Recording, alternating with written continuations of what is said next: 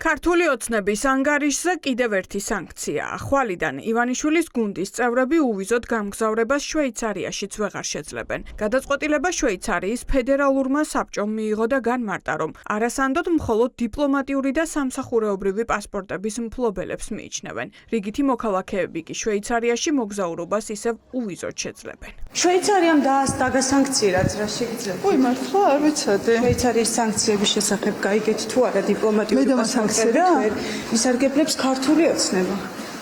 ყველანი ქალბატონო მარიამ, რას უკავშირებთ ამ სანქციებს?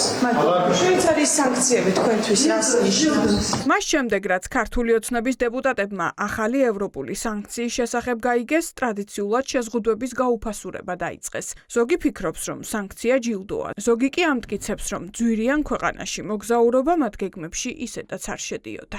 თუ შვეიცარია მიგვიწევს იქ რაიმე ტიპის მოლაპარაკებაზე, მივიდეთ შვეიცარიის საელჩოში და ავიღებთ ვიზას რა გასაჭირი ეს არის.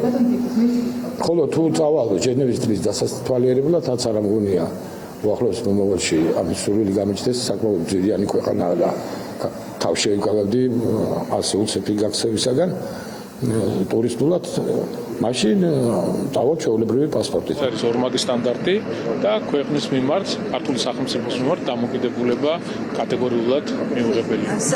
რატომ ფიქრობთ, რომ ეს სახელმწიფოს მიმართ არის დამოკიდებულება? იმიტომ რომ ეს სანქცია არ ეხება რიგით მოქალაქეებს, გეხებათ თქვენ და ეს პირიქით ხომ არ გაფიქრებინებთ, რომ ქვეყნებისთვის თქვენ ხართ არასანდო?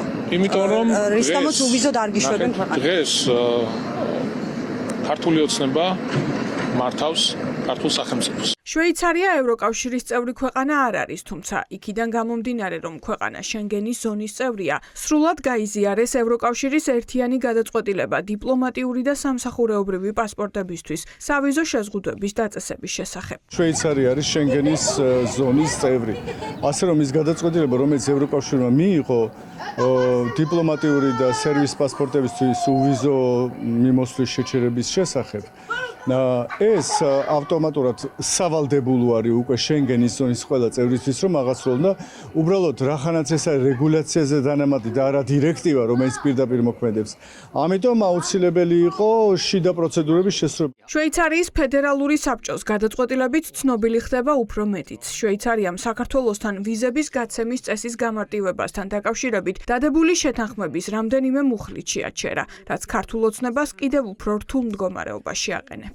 დიპლომატიური თუ სამსახურებრივი პასპორტის მფლობელი ვერ ისარგებლებს საქართველოს მოქალაქის პასპორტით უვიზოდ თუ ის საქმიანი ვიზიტით მიდის და ამ შემთხვევაში ამას მწვავე რეაგირება მოყვება შვეიცარიის მხრიდან. ვიზების გაცემის ვადები იქნება კიდევ უფრო გართულებული, ვიდრე ეს აქამდე იყო და მათ შორის შემოწმება ინდივიდუალურად მოხდება თითოეული პირის ვიზის გაცემის დროს და შესაძლებელია სულაც არ იყოს ეს მრავალჯერადი ვიზა. შენ რო გვაქვს უვიზო მიმოსვლა, ეს უვიზო მიმოსვლა ეს სიტყვაზე ვიძახით ხოლმე რომ კავშირში არის სინამდვილეში არის შენგენის ზონის ქვეყნებში და მათ შორის შედის შვეიცარია, რომელიც არ არის მაგალითად ევროკავშირის წევრი და შვეიცარია შეგიძლია ჩახვიდა ეხლა ამ წუთში უვიზოდ და შესაბამისად გადაწყვეტილება შვეიცარია მიიღო ძალიან ლოგიკურად. თავარი არის განცხადებიც ისმის, რომ ეს არის საწყისი ეტაპი და თუ ეს რეჟიმი გააგრძელებს იმას, რაც ხდება ქვეყანაში და არ მოხდება ამ ქვეყანაში დემოკრატიის აღდგენა, მაგ შემთხვევაში უვიზო მიმოსვლის გაუქმება ემუქრება უკვე საქართველოს ყველა მოქალაქეს. ქართული ოცნების წინააღმდეგ პერსონალური სანქციებისა და საერთაშორისო მექანიზმების გააქტიურების აუცილებლობაზე დღეს ჰააგაშიც მსჯელობდნენ. ნიდერლანდების პარლამენტში სამმა მომხსენებელმა ჰოლანდიელ დეპუტატებს დეტალური ინფორმაცია მიაწოდეს, როგორ ართმევს მომავალს ივანიშვილის პარტია საქართველოს მოსახლეობას. დღის წესრიგში დააყენეს მოსკოვის მექანიზმის დასკვნით გათვალისწინებული რეკომენდაციების შესრულება.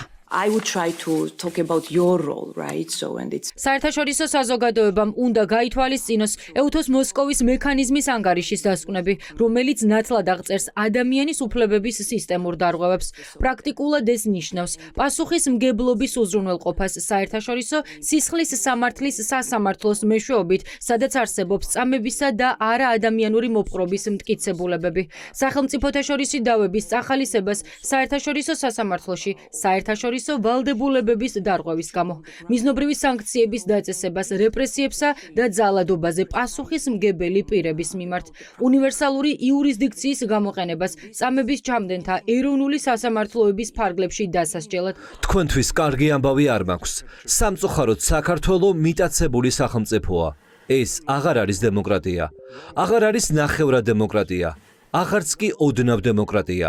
სამწუხაროდ შემიძლია ვთქვა, რომ სინამდვილეში საქართველო ახლა უფრო და უფრო ახლოვდება ავტორიტარული ერების კლუბს, როგორიცაა რუსეთი, ჩინეთი, ირანი, ბელორუსი. ამოქმედეთ უნივერსალური იურისდიქცია და წამოიწყეთ პროცესი ჰააგის სისხლის სამართლის საერთაშორისო სასამართლოში. ეს თხოვნების მხოლოდ მცირე ჩამონათვალია, ვინაიდან ნიდერლანდები EUTO-ს წევრი ერთ-ერთი ის სახელმწიფოა, რომელმაც საქართველოსთან დაკავშირებით მოსკოვის მექანიზმი გაააქტიურა. ამ ქვეყანას შეუძლია საერთაშორისო სამართლებრივი პროცესი დაიწყოს ქართული ოცნების და მოძალადე სპეცრაზმელების წინააღმდეგ. The only thing the European Union managed to do was ერთადერთი რაც ევროკავშირმა მოახერხა დიპლომატიური პასპორტებისთვის უვიზო მიმოსვლის შეჩერება იყო. ეს მნიშვნელოვანია, მაგრამ ზღვაში წვეთია. ვფიქრობ, რომ რაც ევროკავშირმა უნდა გააკეთოს და იმედია, უნგრეთის არჩევნების შემდეგ ეს უფრო რეალისტური იქნება, უნდა შეთანხმდეს მიზანმიმართული სანქციების დაწესებაზე მათ მიმართ, ვინც ამ სისტემას მართავს. პირადად ივანიშვილი, მისი მინისტრები, მისი ხელშემწყობი და ბიზნეს ელიტა, რომელიც აფინანსებს ამ რეპრესიულ მანქანას. საჭიროა ქართული ოცნების დანაშაულის მასშტაბს სათანადო სამართლებრივი რეაგირება მიეცეს. ეს გზავნილი თბილისიდან დღეს ნიდერლანდებში ჩაიტანეს. მოძალადეების საერთაშორისო ტრიბუნალზე დასჯის ბერკეტი კი EUTO-ს წევრ ქვეყნებს აქვთ. მათ ამის საფუძველს მოსკოვის მექანიზმის სამართლებრივ-პოლიტიკური დასკვნა უქმნის.